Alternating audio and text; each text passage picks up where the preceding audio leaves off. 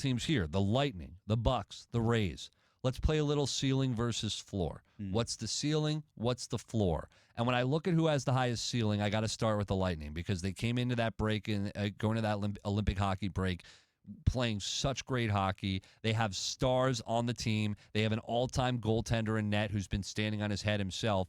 So when I see the combination of that, the ceiling for the Lightning this year is a Stanley Cup. The ceiling for the future are more cups. Out of the three teams, the Lightning have the highest ceiling. I think the only question there is it close?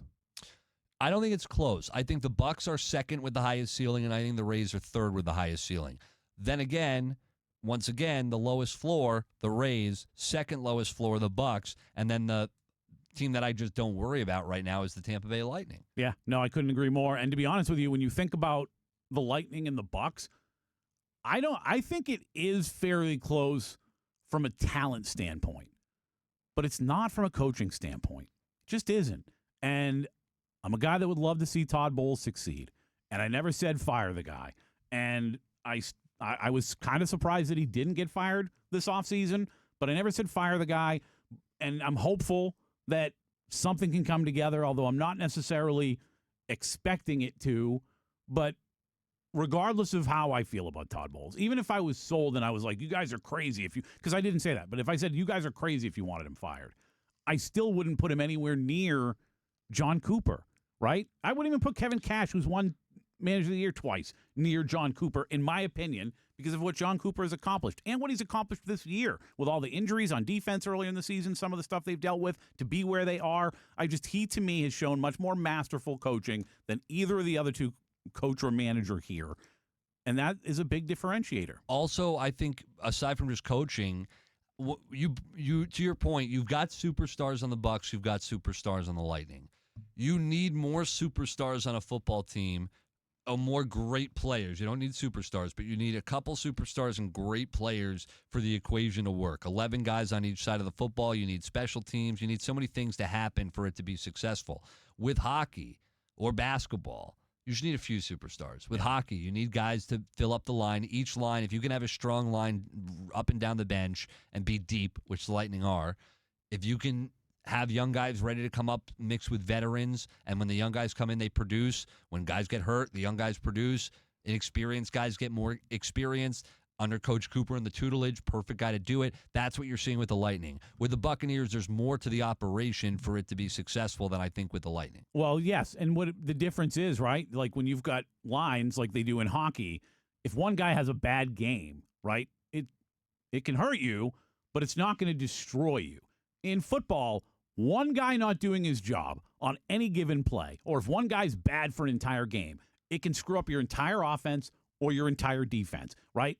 There just isn't that in hockey because guys are on and off the ice. So if a guy's struggling, it's not going to blow up everything offensively or everything defensively for your club. And when it comes to the Rays, we talk about superstars. They just don't have the superstars to get it done. You got one. Junior Caminero right now is the only superstar on the team. He's the only guy. He's as close to the only guy as superstar potential. I think there's some guys that have a potential to be really good on this team. Maybe from early what we've seen from Jake Melton. Obviously, he's a top prospect. I don't see him as a superstar, though. Exactly. That's what I was going to say. He could potentially be very good. Even Chandler Simpson, who I think can be very good. I just don't know if he's quite a superstar or not. I agree with that, because what does it take to be a superstar? In baseball, a lot of the times the superstars are the ones that are going to be at least giving you the chance to drive them all in by hitting the ball over the fence. That's not going to be Chandler Simpson. Where Chandler's going to be is electric. He might be what I want from Chandler Simpson. You don't have to be the superstar. Be one of the most electric guys in baseball. And those guys typically aren't the superstars. People will know who he is, but him getting on base, him stealing 60 to 70 bases, him becoming a better outfielder, which I believe having Kevin Kiermaier helping out now, having Cedric Mullins in center field, learning from guys that are really good in this game and have been doing this for a long time, especially Kevin Kiermaier, obviously having the career that he had. I think that is what's going to make Chandler Simpson a very good player, an electrifying player. I don't know if I see superstar. Yeah, I think Junior Caminero is the only guy I know in this organization, and that's top down, that I would be like superstar or even superstar potential. There's obviously somebody in the pipeline that's going to be way better than we think he is. It happens all the time. We talked about that earlier, the indirect path sometimes to the major leagues. But at the end of the day, there's only one superstar around. There's only going to be one superstar around. And that's why they're not, the ceiling for the Rays just is never going to be the highest. Until they start spending money, I can't look, or have superstars that they brought up from the pipeline and combine them together. I can never look at this team, this organization, and go, highest ceiling out of Tampa Bay sports.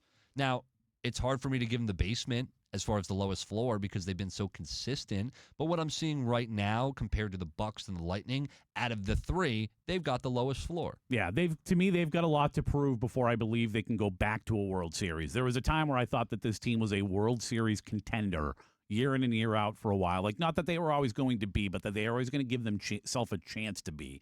And that's not the vibe right now with the Tampa Bay Rays. It hasn't been for a couple years now. And they're going to have to prove that for me for them to get over the top.